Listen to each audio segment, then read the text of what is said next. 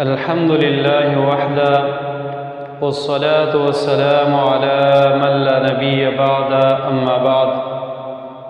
یورور سوال کړی دی چې ما په رمضان کې د ورځې د خپلې ښځې سره کوروالی کړی دی، نو زه اوس څومره کفاره ورکړم؟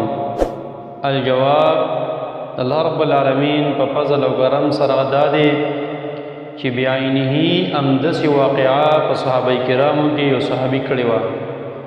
ابو هریره رضی الله عنه فرمایي نبی کریم صلی الله علیه وسلم ته یو صحابي راغی او ورته ویلي د الله رسول هلاک شوما.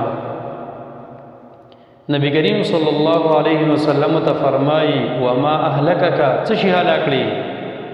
هغه ورته وایي د الله رسوله د ورځې په رمضان کې د خپلې ښځې سره مې کوروالی کړی دی. نبی علیه الصلاة والسلام ته فرمایي وایي آیا ته وس لرې چې یو غلام آزاد کړي؟ وایي نه. بیا ورته وایي آیا ته وس لرې چې ته شپېته روژې ونیسې پرله پسې؟ هغه ورته وایي د الله رسوله دا وس مې نشته. بیا ورته وایي آیا ته دا وس لرې چې ته شپېته مسکینانو د خوراک ورکړې؟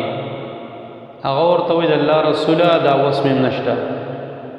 نبی علیہ الصلوۃ والسلام ته ویل کېناستو. په دې کې لږ وخت بعد یو کس کجوري راوړې په یوه شکرۍ کې وي.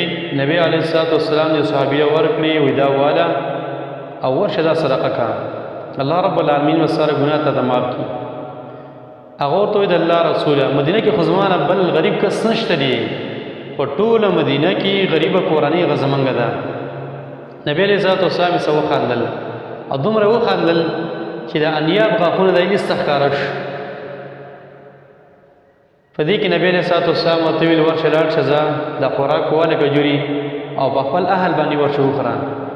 نو حدیث نه دا مسله واضحه شوه چې کوم انسان په رمضان کې د ورځې د خپلې ښځې سره کوروالی کړی وي نو انسان به یو غلام ازادوي.